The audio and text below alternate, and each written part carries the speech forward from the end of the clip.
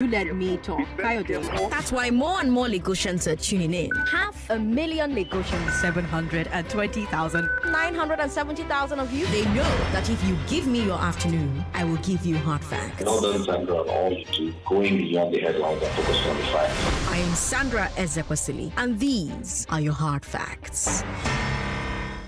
The Big Three, Global Edition on Hard Facts.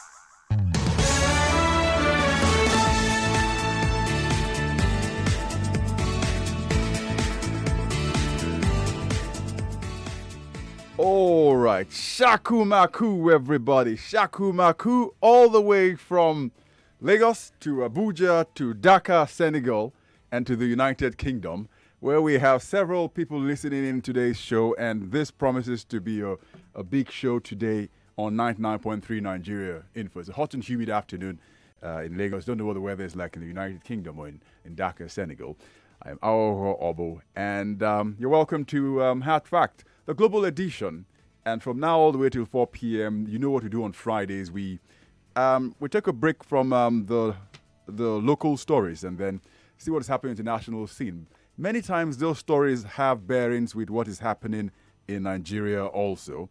At 4 p.m., we'll have Public Square, where Thomas Sankara and I will be looking at 7 years after the Chibok girl's abduction. Plenty for us to talk and think about.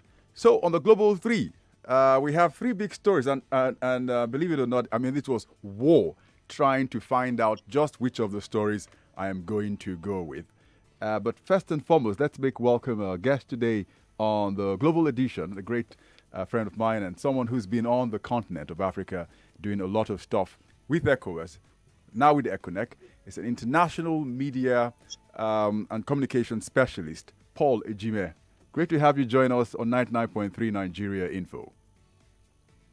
My pleasure. How are you doing? We're brilliant here, just the way you left us. No, we are still together. It's still the same world. I know. Thank you very much, Paul, for joining us. You can watch this live. This is being streamed on Facebook as well as on YouTube, Nigeria Info FM. And if you've got questions, comments, you want to contribute to any of the discussions, we will go straight with it. So, Paul, let's begin with the familiar terrain. All the stories are you're very familiar with. The Sankara story, where Blaise Campaore, former president of Burkina Faso, has been charged for the murder of Thomas Sankara, is one story. Patrice Talon, neighboring Benin Republic, has won a second term, but people are not talking about the re-election, but about all the violence that happened and the protests and the clampdown that led to Talon's victory. And interestingly, the Twitter story, Twitter snob Nigeria, went to Ghana to put his headquarters there, and there have been very big reactions. Nigeria, Ghana squabble one more time, but with a twist there. But let's begin with the Republic of Benin, which is nearby, next door.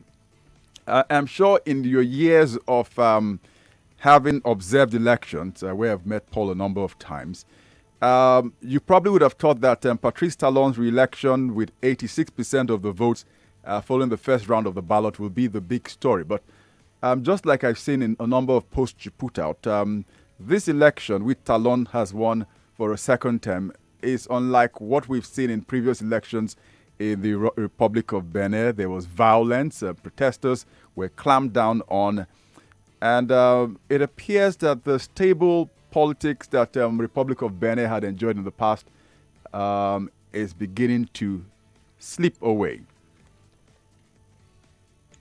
Unfortunately so, and that is not good for Benin, which is a neighbor to Nigeria. It's not good for ECOWAS, and it's not good for Africa and the world in general. Elections are supposed to be, a process, affording the electorate, the people, the chance to change their leaders. It shouldn't be about like a war that it has become in most African countries, a do-or-die affair, and has become the driver and trigger of a lot of political instability. Unfortunately, I think the politicians are not making, are not covering themselves in glory. from one country to the other, from Cote d'Ivoire to Guinea to Niger, and now Benin, and across the continent. It comes with pain, and that shouldn't be. It's supposed to be a process that it's supposed, like just normal governance. You don't need to go to war. You don't need to kill. You don't need to spill blood to elect your leaders. Or people should not grant power and then decide to remain there. I think that is one of the things. Sit tight leaders. And even when they have nothing to offer. Look at Chad. Debbie has been there for more than 30 years and he still wants more. Cameroon. People I grew up to know, Paul Biya, he's still there. Omar Bongo, and then he finishes. And the other thing, when they finish, they want to hand over to their sons or their children. And that is not how it should be. It's not an inheritance. It's not a dynasty. It is it's not monarchy. It is about a process by which you change, you transform for the better the lives of people. Right, but you are right. But that hasn't been the case. Right. So, Paul, in the run-up to election, which usually is the trigger to what happens, we saw a situation where the opposition said the major reason they were carrying out their protest was because Patrice Talon had said, I'm only going to do one term, and apparently he had reneged on that and decided to run for a second term.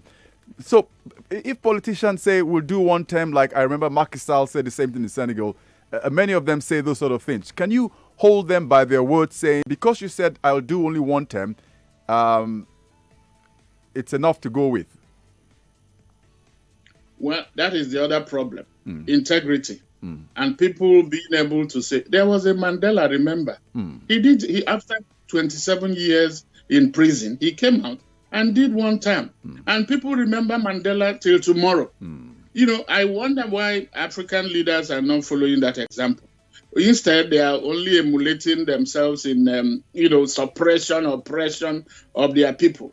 In Talon's case, if he has created, let's give it to him when he came in 2016, taking over from Yayi Boni. Right. There was a level playing field, that allowed him to contest, to defeat the person that Yayi Boni had anointed. And that was when he made this promise that he was going to serve. He was not under compulsion. But anyway, you have the right to change your mind. But that is not this. He has gone beyond that to bring in changes to the electoral law that effectively shut off opposition. Some of his major opponents are either in prison, are facing trial, or have quit before the election, or are in exile. One woman, is even in prison for a female candidate. And one of the aspirants had the mother was killed when security forces went to raided his house because they said they were looking for him over charges. Is that how? In fact, at least about at least five people were killed in the run-up to this election. And look at protests were banned in any fact. And the unfortunate thing is that people are not. ECOWAS observers went there, and their declaration is that everything was hunky-dory, that it was transparent in the places where they covered. And that is the danger. That people should tend to let people talk to people. Let leaders talk to themselves and say, listen, Aghogho, I know you are my friend, you are my friend, but in this area, you are not doing well. Peer review. And that is the only way. But here we have a situation. It's only a few civil society groups like OSIWA, the Open Society Initiative for West Africa, that are the ones shouting. The others are just pretending as if nothing has happened. And you have also seen videos of electoral malpractices, of stamping of ballots, ballot papers. You will be surprised that he didn't even get 100% from those stamping that. But still, with all the intimidation, with all the suppression and oppression, he ended up with 86. And that is not how to go. There was no level playing field. There is, so it was, some people will describe it as a sham. And that is not what West Africa or Benin, for that matter, who, that used to pride itself as a stable democracy. But all that is now going down, and it will affect not just Benin, it will affect Nigeria, it will affect West Africa, and then Africa as a whole. And that is why when things like that are happening, when your neighbor's house is on fire, you don't go to sleep. Absolutely. Because very soon, nobody wants the military to come up, and nobody is suggesting that the military should come in. Right. But it is when you make peaceful, change by peaceful means impossible, you are only cutting, violence. And that is what should worry those who are following democracy in Africa. All right. In case you just joined the conversation on a global review, we have Paul Ejime. Paul Ejime is international media and communication specialist, and we're looking at big stories that have happened this week. So while we mull over the situation in Benin, because it's particularly very close to Nigeria, and we don't want anything to go awry there and affect whatever happens in a neighboring state, Burkina Faso has an interesting situation playing out. Blaise Campaore, former president of Burkina Faso, who is in Côte d'Ivoire in absentia, has been charged for the murder of Thomas Sankara, former president. And this was one of the most infamous killings in Africa's history, especially in the 1980s. Sankara was called Africa's Che Guevara in the way he carried out his reforms in Burkina Faso. He shunned a lavish lifestyle, war, military fatigue, and a lot of things he carried out, free education, and all of that, is still being talked about in West Africa as being unprecedented for his during his time in power. So now Campaore finally, who is in exile, is going to face trial. And there's been a lot of confusion whether Côte d'Ivoire will let him go back to answer those charges in Ouagadougou. What do you think about this, Paul? Okay, but before I come there, let us close on the one on Benin. What is happening? Let me give you the latest. The latest is that the Constitutional Court has just ratified the election of Patrice Talon. And then, but that has not ended. One civil society election platform is questioning the 50% or more voter turnout. Actually, it is saying that the turnout was as low as 26%. So, and then opposition leaders are still being arrested. One was arrested yesterday, on Thursday, as the court was declaring Talon the winner. Right. So there is danger looming there. So I think we should flag it. We should highlight it so that they people go in, whoever wants to go, ECOWAS and whoever, should go there now or before it becomes too late. Now to Burkina Faso. Well, it's about, you saw what happened 2014 about people power that removed Campaore. Revolution 2.0. These were friends. A friend to Thomas Sankara. They came to power in 83, but in 87, Sankara was killed at age 37 or so. Yeah, 37. And it's now been established, and it wasn't today, it's been on, that his friend Campaore had in hand in Sankara's death. And so there have been investigation upon investigation at home.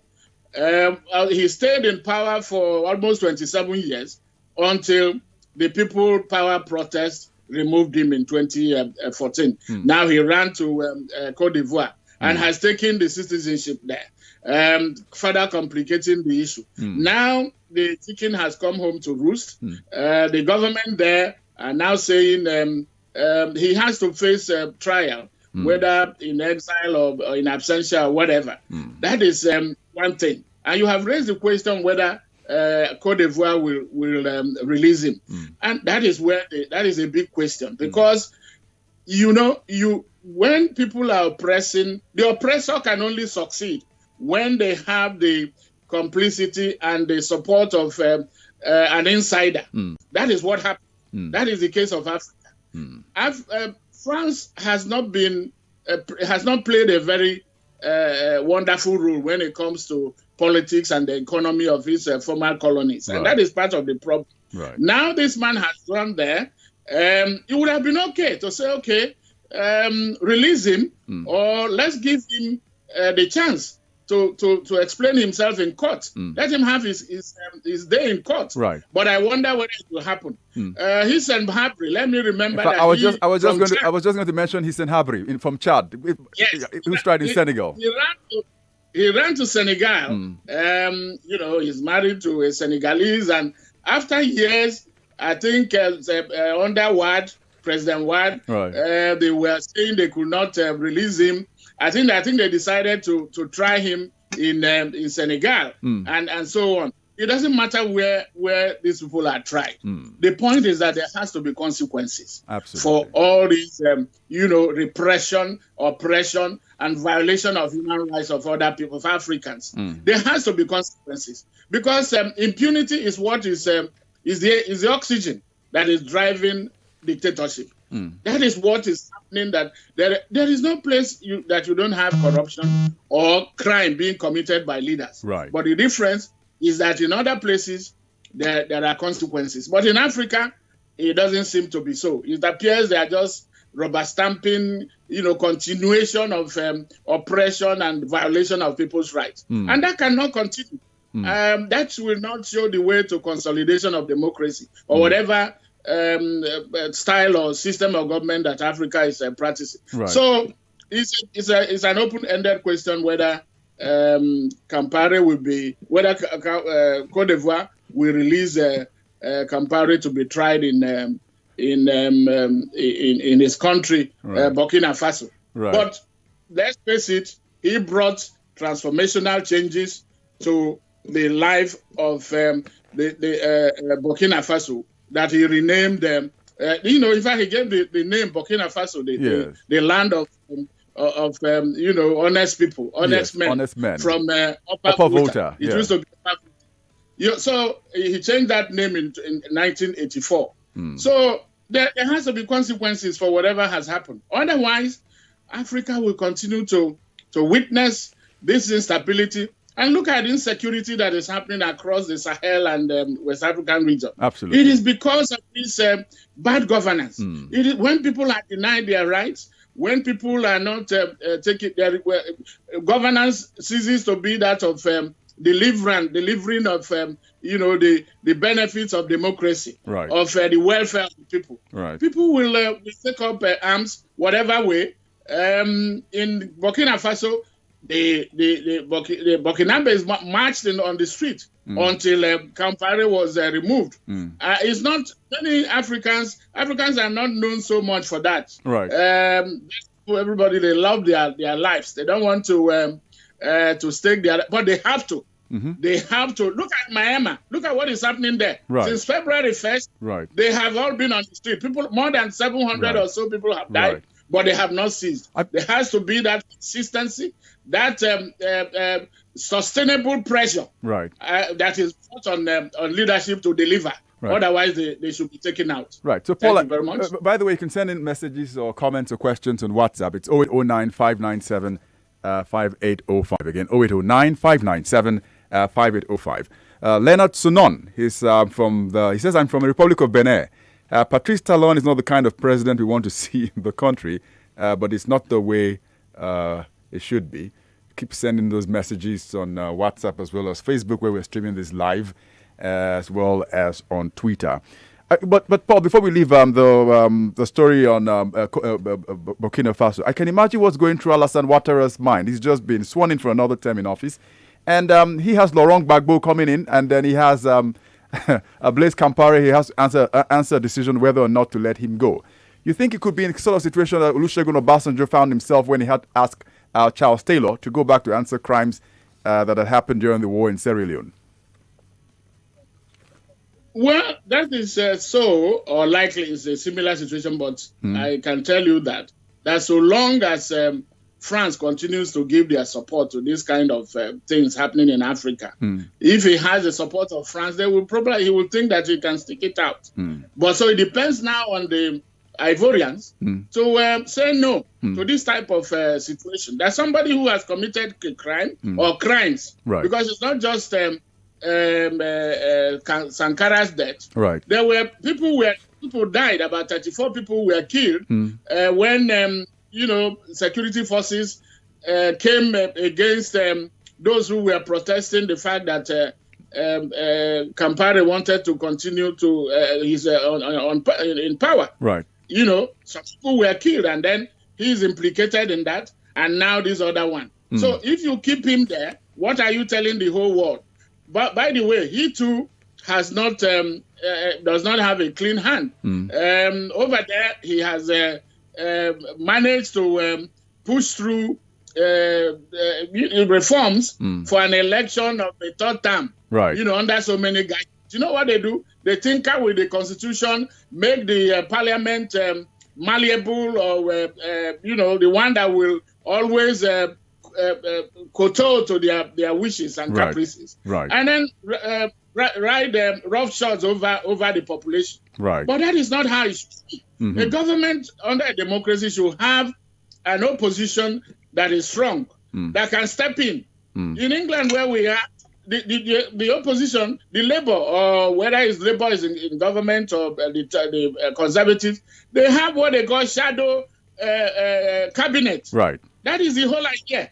And until that happens, when the opposition is strong to the point that they can step in and take over from a ruling party, right? Until that happens, what we have in Africa is, people, the opposition, perhaps they oppose government in the morning, and then in the evening they are, hobnobbing with them. Right. So that is not how it should be. We should learn to have a vibrant and virile opposition, right, that can ask questions, right, and not just make their own campaign promises. Right. But when they get on the saddle again, right. They all right, Paul. behave I'm sorry. Good. I'm sorry. I'm going to interrupt you. We're going to go on a quick break, and we come back to the third and very important question and story, where people have protested in court, and the government says responsibility is because they protested.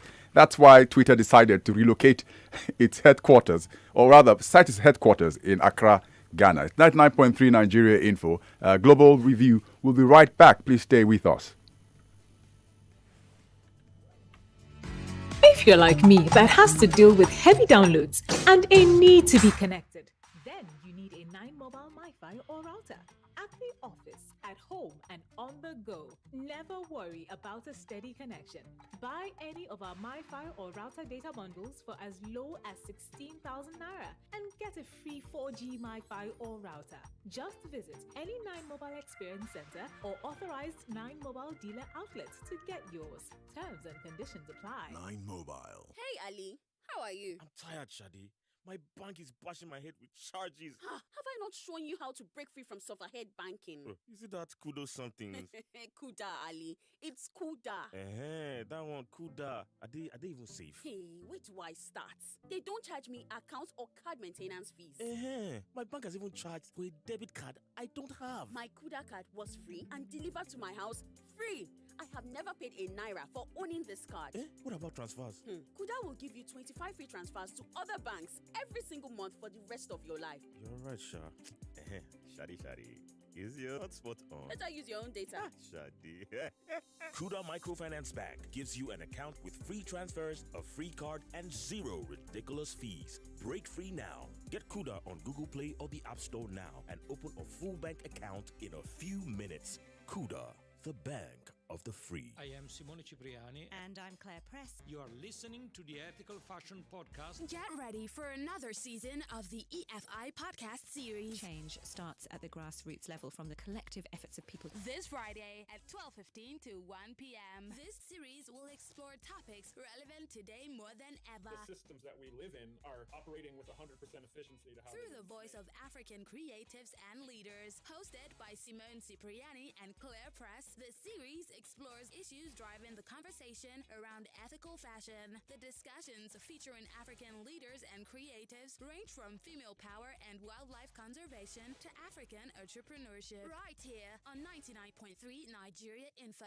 Let's talk. If you're like me, that has to deal with heavy downloads and a need to be connected, then you need a 9 mobile MiFi or router. At the office, at home, and on the go. Never worry about a steady connection. Buy any of our MiFi or router data bundles for as low as 16,000 Naira and get a free 4G MiFi or router. Just visit any 9 Mobile Experience Center or authorized 9 Mobile dealer outlets to get yours. Terms and conditions apply. 9 Mobile. We're back. We're back. We're back. We're back. We are back. We're back on 99.3 Nigeria Info. The Big Three. Global edition on Hard Facts. All right, welcome back. 99.3 Nigeria Info, the Global Review. And we've been speaking with Paul Ejime, international media and communication specialist, and 3 great stories we've been talking about.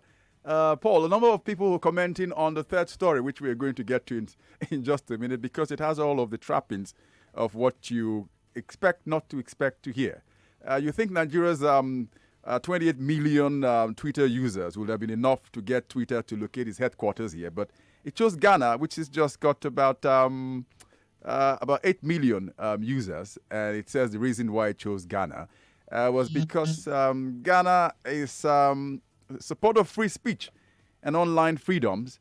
It says also because Ghana hosts the Secretariat of the African Continental Free Trade Area. It's also one of the reasons it may have decided to choose its headquarters there. But it says Nigeria remains its target market. So Nigeria-Ghana squabble has begun offline, online, and the government, the Truth Minister of Information and Culture, Lai Mohammed, said it was because people were unpatriotic.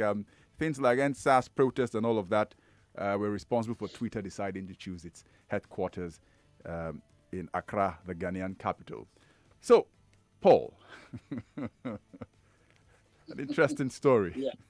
Okay, let's also close the one on Campaore and Burkina Faso. I think the way forward should be for Alassane Ouattara to release Campaore to face trial.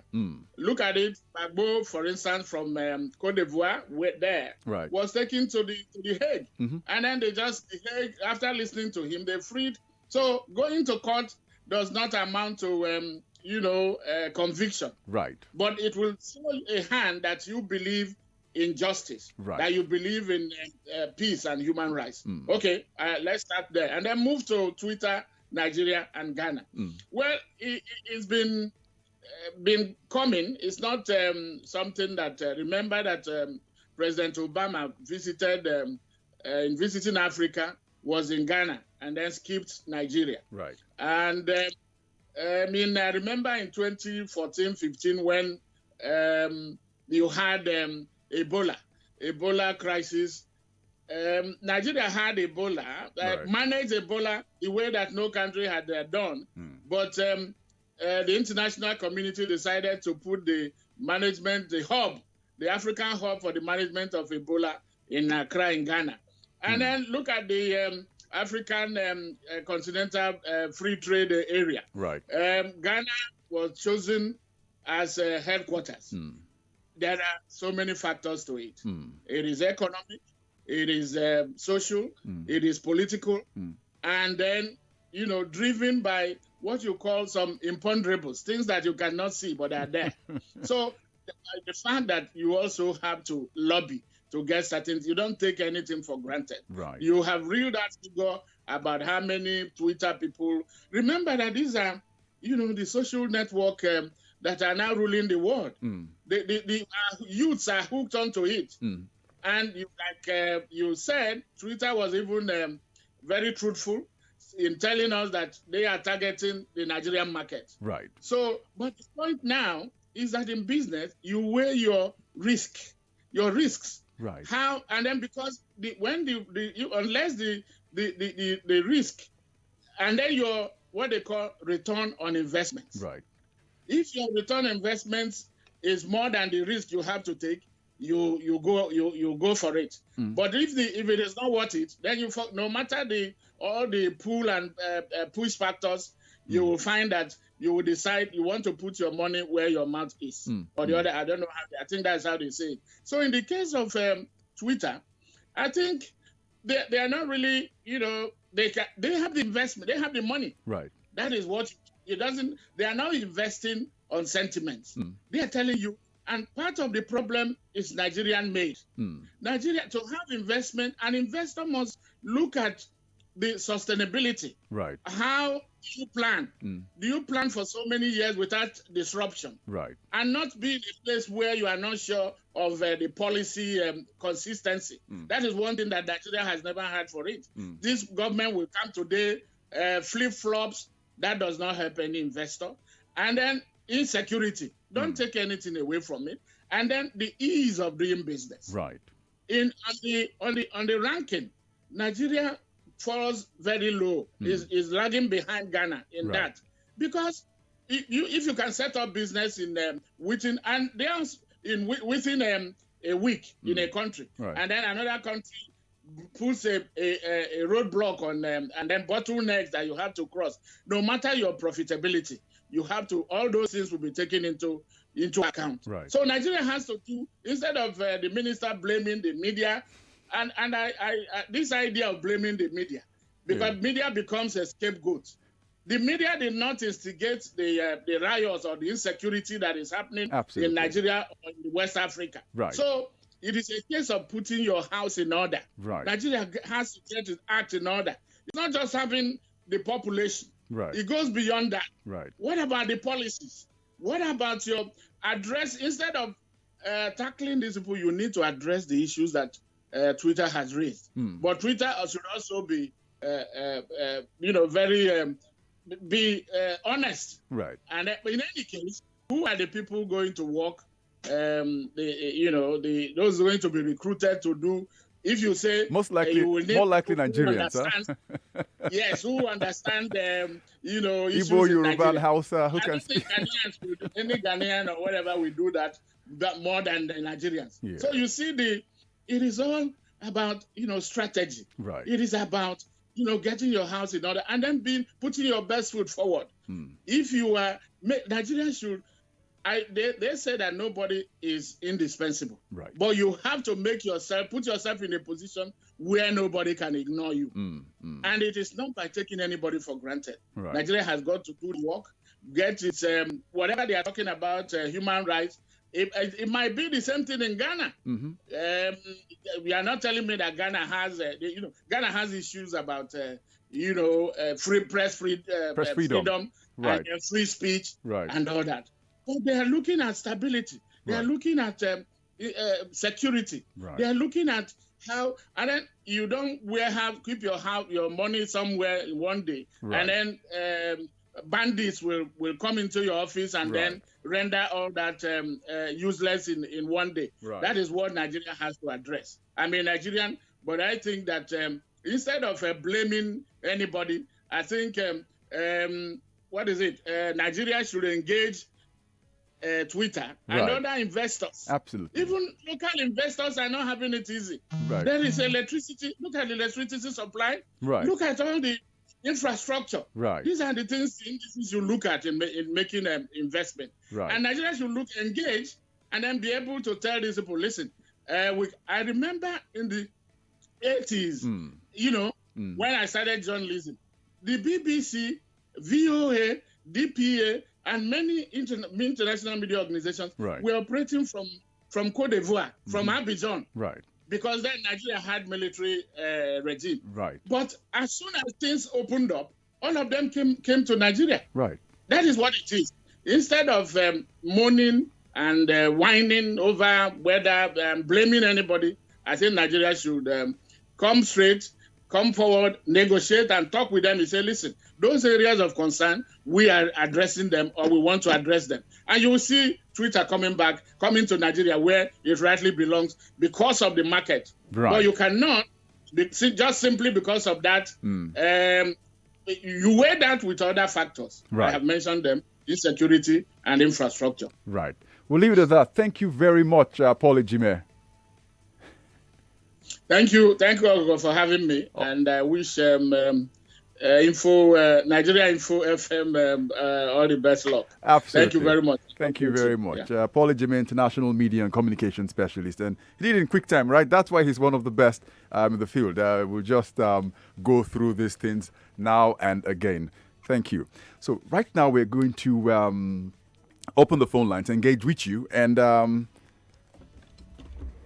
I know many of you want to have your say at what you've seen. I've seen several comments coming up on Twitter as well as on Facebook as well as on YouTube. So while the calls are loading, let's go on to WhatsApp. On WhatsApp, Chris from Akute says, good afternoon. I watch women and kids mining copper and in the Congo and is used in Silicon Valley to make billions. African leaders are the worst. On Twitter issue, the minister can tell his story to the Marines. Ororo from Ayobo says, good day to you, Ayobo. Bros, you didn't tell us Buhari went to London to get his customized nose mask. Why can't he wear a normal one every human being wears? I have no idea what you're talking about. Okwekende from Ijegun says, as long as Africa still depends on United Nations, African leaders will never get it right. For Africa to get it right, we need to jettison ourselves out of United Nations. How is that going to work? Policies are not making us grow as a continent. If we were to have a good African presidents, their policies will expedite and make all African leaders sit tight rather than expecting everything from them. Well, I get your point. But then we even have the African Union, and the regional blocks. What have they really done in making things work? One for us. Let's see. We have several calls trying to come in. Hello and good afternoon. Good afternoon, Aghogho. Great. What's your name, please, and where are you calling from? This is Andose calling from Maryland. All right, Andose, let's do this quickly. What do you think about the three stories? Anyone that's caught your interest? Yeah, let me talk about the dictators in power in Africa. Yeah, I disagree a bit with your guess about the reason why they are still in power. You know, this issue of is because of their colonial master, I think to me is a little bit anachronistic. Why I'm saying this is that when you look at the new generation of leaders in power in Africa, they are all in their 50s, 60s, 70s, 80s. Most of them are PhD holders. So if you are telling me that somebody who has PhD, it's a friend that is dictating, I think there is something wrong there. So we should put the responsibility first on them. They are the cause of the problem in Africa, not the colonial master or anything. And African population themselves are the cause. Because if you go to a country, you realize that somebody has been there maybe for 20, 30 years. Right. He's not doing well. But you will see some section of the country who are ready to die for him. Maybe because they are from his ethnic group. Maybe because somebody in their family is in power or religion. Right. So you cannot go and accuse a foreign country because of stupidity of Africa. Look at what you talk about Burkina Faso. Right. When people were tired of Campaore in Burkina Faso, the president of France, everybody knows that France was supporting him. Right. People went into the street. Right. In the capital, Ouagadougou, more than 50,000 youth went and burned down the National Assembly when they were in session. Right. Right. Senators were jumping through the windows and run away. Right, because I guess France saw that the population had turned against the government in power, so they had no choice but to stick with what the people wanted. The reality is that, Aghogho, the reality is that when the African population are ready, they can get rid of any dictator. Right, we'll leave it at that. They can get rid of any dictator when they're tired, like happened in Burkina Faso. Revolution 2.0 it was called.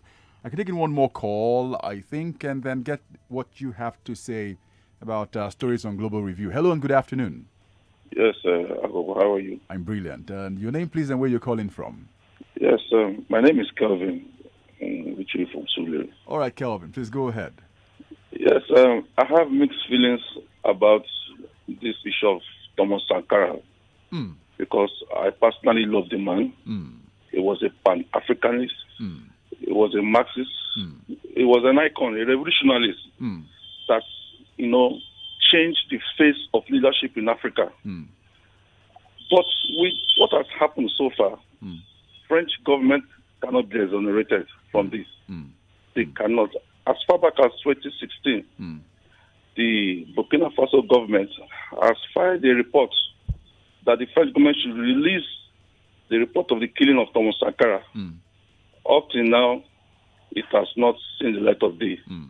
And the wife, accused France also of that assassination. But I'm happy that at last the judgment day is getting closer. Campaore will not escape this because we all know his relationship with the French government. Because immediately he took over, he turned all the policies of Thomas Sankara, turned everything, and the rest is history. I'm so excited that today that case has come up again, and I'm sure the great Nicolas Kuti will be excited also in his grave. Each time that man comes to Nigeria, he does not come to see any president. He comes to see the great fellow Nicolas Kuti. They were best of friends. And I think I want to advise people to go and listen to one of the songs of Fela, Underground System. You will hear. Right, you will hear a lot. Thank you very much, and look forward to hearing some more from you as we talk about Global Review. Never enough time, right? But we're going to keep our fingers on what happens in the trial of Blaise Campaore if eventually he's asked to come back. All right, so we have Elora. Elora is here. Great to see Elora. You know that we have Zimvest to talk about, right? Good afternoon, Aghogho. Afternoon, Elora. A fantastic Friday to you. Yeah, same to you. All right, so Zimvest is here, isn't it? Yep. And with what? Okay, so the question is not only about what to invest in.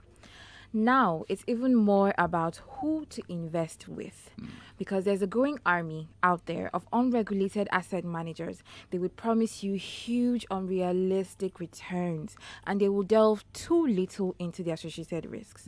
So Zcrest Investment Managers, Zimvest, is ready to support your wealth creation journey with research-backed investment options. So we are your safe, secure, and regulated wealth advisory option. We are the experts, and they will show you where all of the opportunities are. So Zimvest is a Securities and Exchange Commission licensed asset manager. We create access to investment products for every unique customer.